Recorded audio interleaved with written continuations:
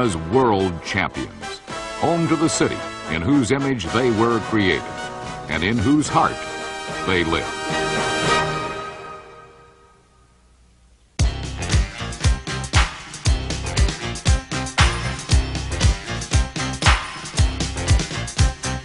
Blowing like the wind through the city, strong as the steel from the mills.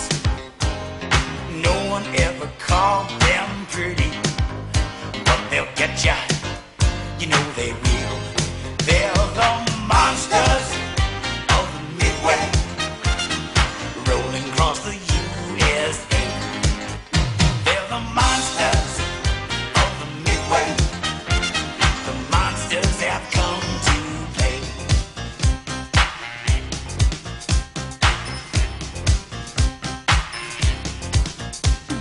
Cowboys and redskins go running. Lions are lying on the ground. Packers have to pack it. Better bring your flight jacket when Chicago comes to town. They're the monsters of the Midway, rolling across the USA. They're the monsters of the Midway. The monsters have come to play. Folks in Soapsfield are screaming. Everybody's eyes is open wide. Somebody's in for a creaming, and Papa Bear is cheering on the side. They're the monsters of the Midway, rolling across the USA. They're the monsters of the Midway. The monsters have come to play. They're the monsters of the Midway, rolling across the USA. They're the monsters of the Midway. The monsters have come to play. They're the monsters of the Midway, rolling across the USA. They're the monsters of the Midway. The monsters have come to play. They're the monsters of the Midway.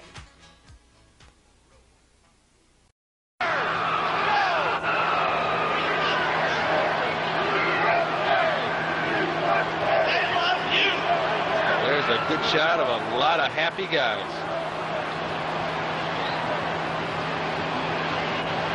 Beautiful picture. Have they been fitted for their Super Bowl rings yet, Dan, or will that come? I think that's yet to be taking place. I don't think they've done that yet. There's Keith Van Horn. No, that's Rivera. That's Rivera and Morrissey. Morrissey in the headband. And go ahead. Kenny Taylor to his right and to the left of your screen there. I see Henry Wachter back there. Jeff Fisher in white with the sunglasses. Most of the guys wearing sunglasses, which isn't a big surprise either. That's kind of the trademark of this football team. Nothing wrong with that. Have you seen McMahon? I haven't seen him yet. I have not. He was en route to the Pro Bowl, too, was he not? Yeah, I guess he won't. Let him on up! Let him on up! Of course, we're not sure exactly who's going to make this scene. And we do here. know he likes to call his own shots, so it would not surprise me if he did show up, although He's not scheduled. he was not scheduled. That's He's right. not scheduled to speak. In fact, 46-10! the only people scheduled to speak from the team would be Mike McCaskey, Mike Ditka, and Gary Fenton. But we do expect a videotape from New Orleans with Otis Wilson and some other players who are headed for the Pro Bowl. There's Henry Wachter with his arm out raised, and another different kind of bear hat. We're seeing them all down here today. Steve McMichael out there in an open collared shirt and jacket, none the worse for wear despite the tough conditions down here. There you get a shot from above of the bus making the turn. And the final stretch into Bears Plaza.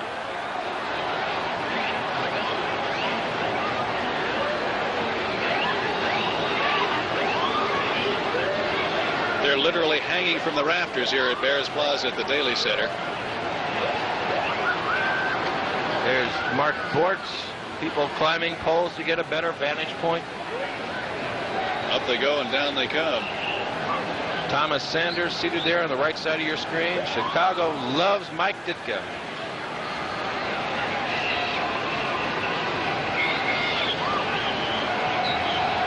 I think it's tremendous that those guys have gotten up on top of those buses, because those people on LaSalle Street more than likely would not have had a chance to see anybody.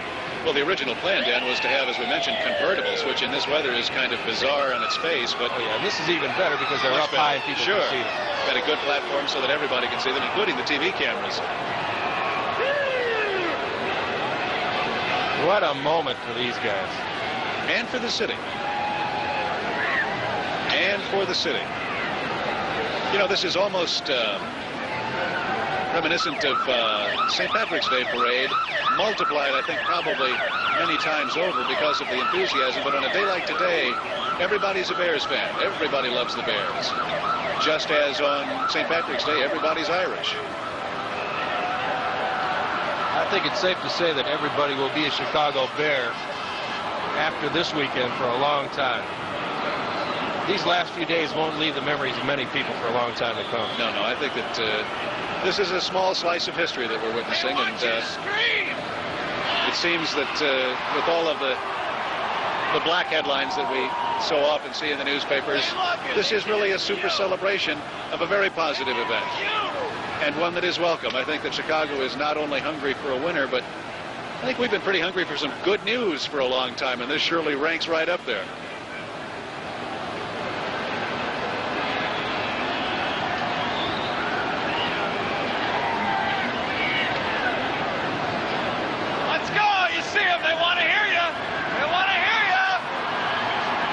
The best seat in the house may be those office complexes to the south side of the plaza. People are lined up at every window up there to get a good look. Well, to those who are joining us live on Channel 9 and watching from the comfort of their dens or living rooms, that's not a bad vantage point either.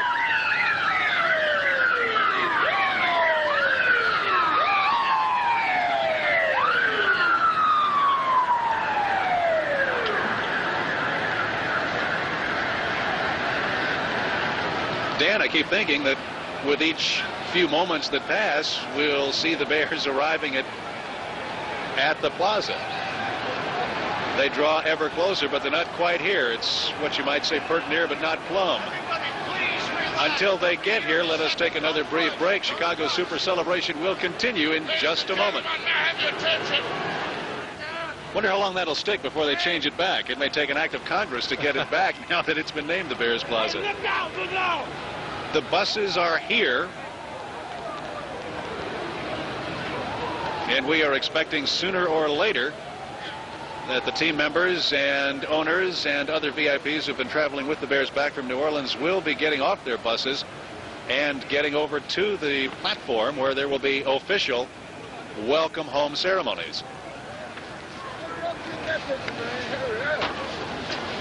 They indicate they're in no hurry to come down off of those buses. And Dan, I'd have to wonder, I don't know what arrangements may have been made, if any, to get the Bears from the buses to the platform. There are a lot of enthusiastic fans who would like nothing more than an opportunity to pat a Bear or two on the back. Well, from the looks of some of these pictures, there's no corridor set up for them to make it that way, so I don't know how they're going to do it. I hate to have those guys fight their way through the crowd, because I think that could... Well, they fought their way through a number of crowds on their way to the Super Bowl, but this is the wrong one to get into, I think.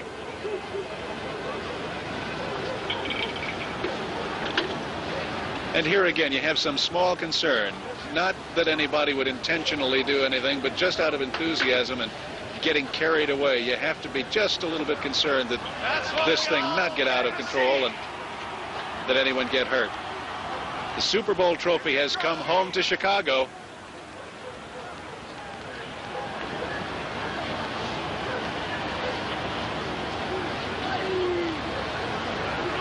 Bears president Mike McCaskey holding the Vince Lombardi trophy up over his head. 1985 Chicago Bears. The first close-up look for a lot of these people, and boy, are they enjoying this. Here they are at last. The Of course, the fans here at Bears Plaza have a good vantage point, too, because of that big Diamond Vision screen that's been up all week. They can see what's going on as our cameras pick it up. So, too, will the cameras supplying video to the Diamond Vision screen. There's Mike McCaskey, and there is the Super Bowl trophy.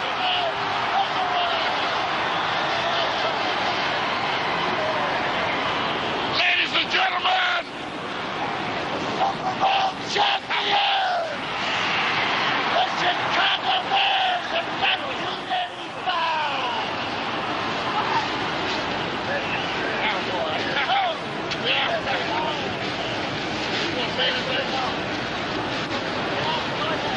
Ladies and gentlemen, Mr. Michael McCaskey, the Chicago Bears.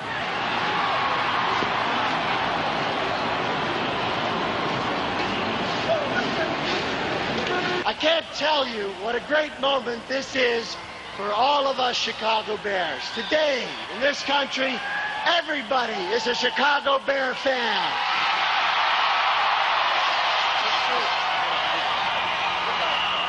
Our Bear family has a dream, and that's to be a championship ball club. The players, the coaches, the staff have worked hard and long to make it happen. It happened. We are the Super Bowl champs.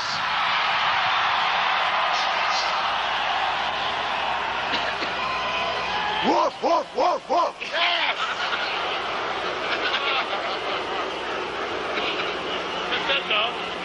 It couldn't have happened without superb players. And there are a lot I could mention. Samurai, the Colonel, Double D, Jimbo. It goes on and on. But if you had to mention one, you had to mention one player, it would have to be Walter Payton.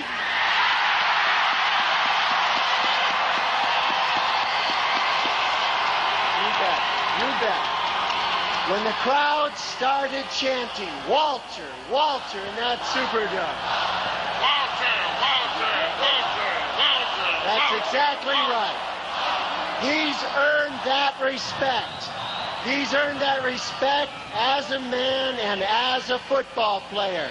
He can stand for the Chicago Bears.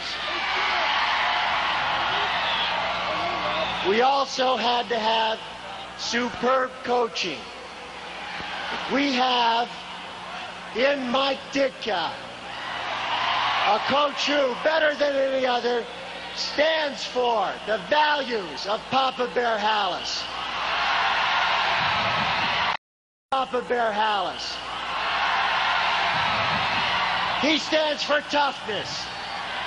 He stands for a joy in competing. And he hates like hell to lose. That's Mike Ditka.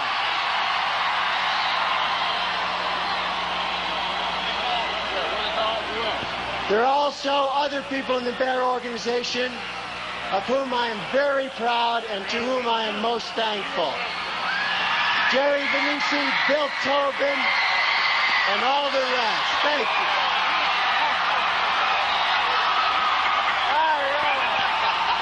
Ladies and gentlemen, Willie Gold.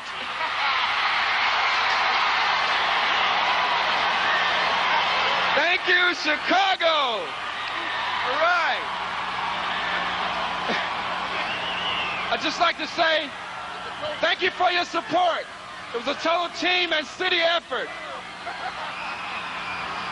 Credit goes to the Chicago Bears organization, our players, our coaches, our wives. I just want to thank you fans for your support. We brought a championship home to Chicago. Thank you.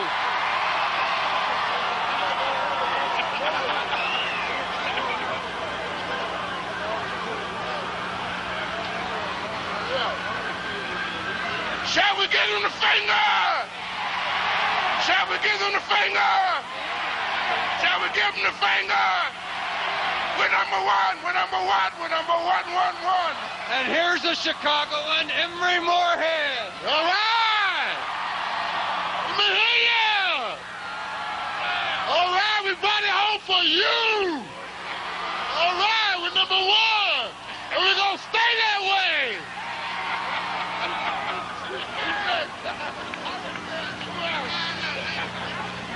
Place kicker Kevin Butler. Hey! Isn't this sweet? we just make your plans for Pasadena, because that's where we're stopping next year. One more time. Okay, Mungo, Steve McMichael. I just have one thing to say. We all have bragging rights over the whole goddamn country.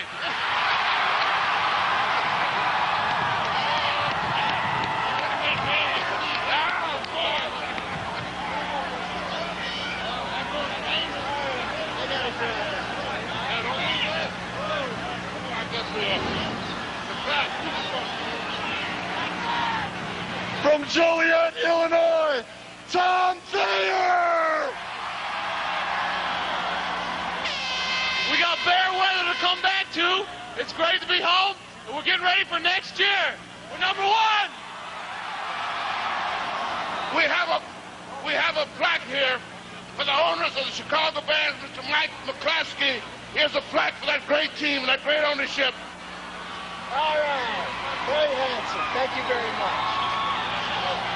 NFL Super Bowl number 20 champion. All right. Thank you.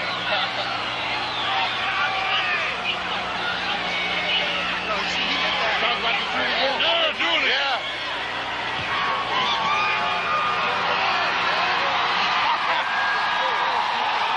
The S-curve is going to be named George Hallis Curve. I didn't know that. That's outstanding. Outstanding. Thank you very much. All right. Ladies and gentlemen, Mr. Philip Miller of Marshall Fields. Mr. Miller, to make a presentation. This is the Waterford Super Bowl football for Mike McCaskey and the team. Let's give him a big cheer. Oh, thank you very much. Oh, boy, that's exquisite. Thank you very much. Outstanding. Look at that. All right.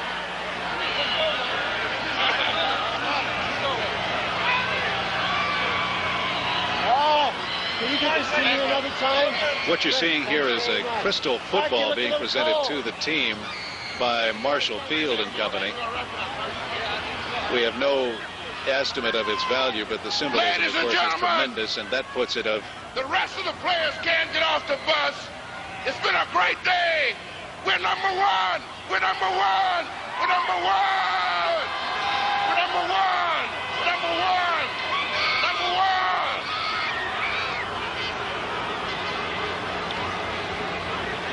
Everybody get home safely. Don't push. Get home safely. You're all precious. You're all number one. Number one. Be careful. Get home safely. Get home safely.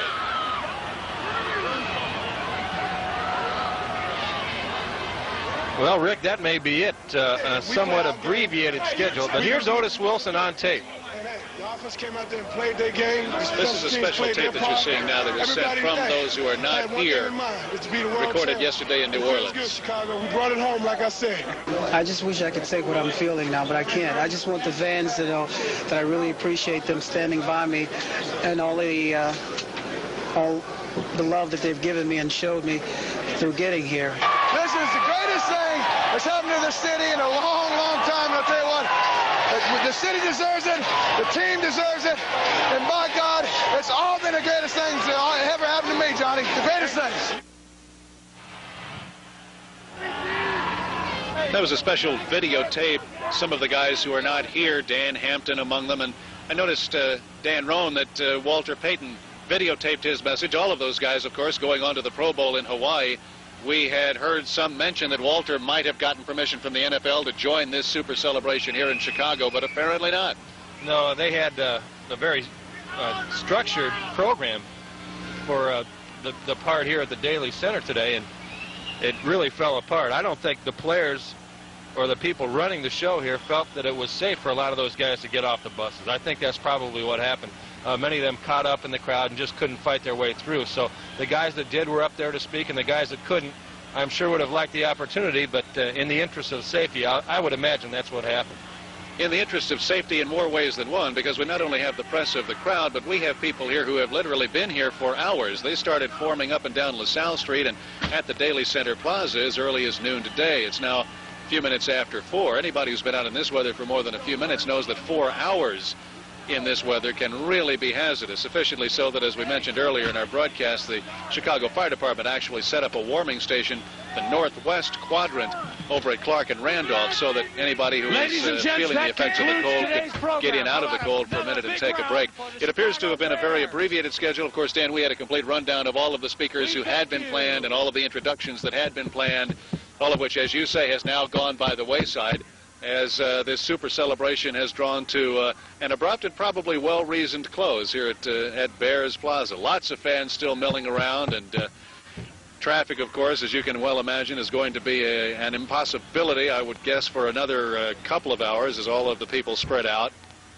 I suppose there was some business conducted somewhere in downtown Chicago today, but I can't imagine where. There will be those people, those commuters trying to get out of town as well. So for those of you who are not here with us at the Daly Center, don't plan to come down. The show is now pretty much over anyway, although obviously the celebration goes on and may continue for a while yet. Quite a welcome home for the Bears, Dan. Well, it was great for them to be able to see the people and for the people to see the players that they were able to see.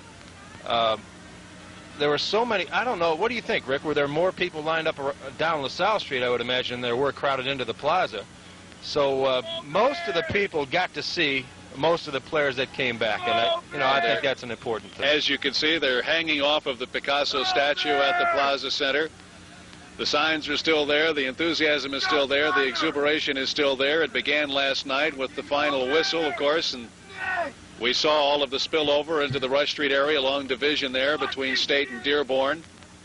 We saw some of it here at Bears Plaza last night before police cleared this area. There is some perhaps well-intentioned but misguided celebrant. We hope he doesn't hurt himself. But the celebration that began last night, Dan, and continues apace today is probably going to linger for a few more days. We haven't had a winter like this in quite a while, and it feels good to the people of Chicago. The hangover of victories. You can hear some people yelling into our windows here. Everybody's having a good time down here, and as we said, I think the cold really wasn't a factor with most of the people that were down here today. You know, long after the celebration is over, too, some of the melody will linger on for quite a while. We saw a plaque that Mayor Washington presented to the Bears. That Super Bowl trophy we get to keep, do we not? That's right, the Vince Lombardi trophy. This, for the first time, is a permanent type thing to the winner of the Super Bowl, and this will be the first one, the Super Bowl, and this will be the first one that is kept by the winning team, and that, of course, is our Chicago Bears. You've got that right. I'll be interested to find out where it ends up. I'm sure, no doubt, at Soldier Field. We are going to be stuck here at Daly Plaza, Bears Plaza, if you will, for a while longer, for no other reason than there's no way for us to get out. We will return with more of Chicago's super celebration, a welcome home for the Chicago Bears, in just a moment. For a gathering around noontime today, the parade... In just a moment. For a gathering around noontime today, the parade was actually delayed for about an hour. There you see the balloons in the sky because the flight was a little late coming back, bringing the Bears home. But people waited, and, you know, it was almost like the party was over too soon. Well, a lot of people here obviously feel that way. They're standing around. There will not be a car driving through this area of the loop probably for an hour.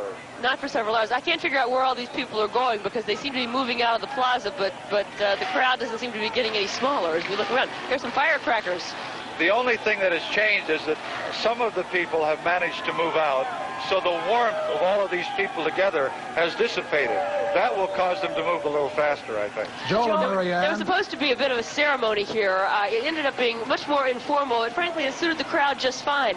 Instead of very formal introductions, the Bears who came home just went up and took the podium and said whatever they felt at the time, and it was just right in every case. Joel and Marianne, what do you remove a car that had been Channel 7 Eyewitness News.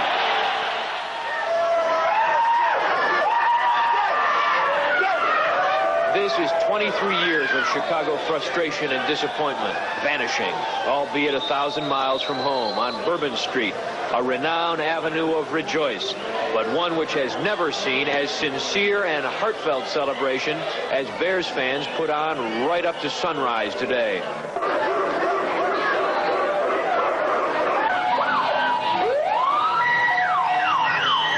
The New Orleans Police Department dispatched nearly 300 officers to the French Quarter to keep an eye on football revelers. Police here, who say they arrest only as a last resort, reported detaining many people, most for being drunk and disorderly. They danced till dawn in the streets and toasted the sunrise with victory. Still, most Chicagoans here could hardly believe their eyes. A 46-10 Super Bowl victory. Chicago's number one. No matter what By the end of the first half, they were talking next year. This is what they said. They played a good game, and it's all over with. But, hey, next year's another game. I don't think anyone is really disappointed. At least they made it. That's more than they've ever done in the past. By the end of the game, Patriots fans were recovering and began celebrating the fact that their team made it to the Super Bowl.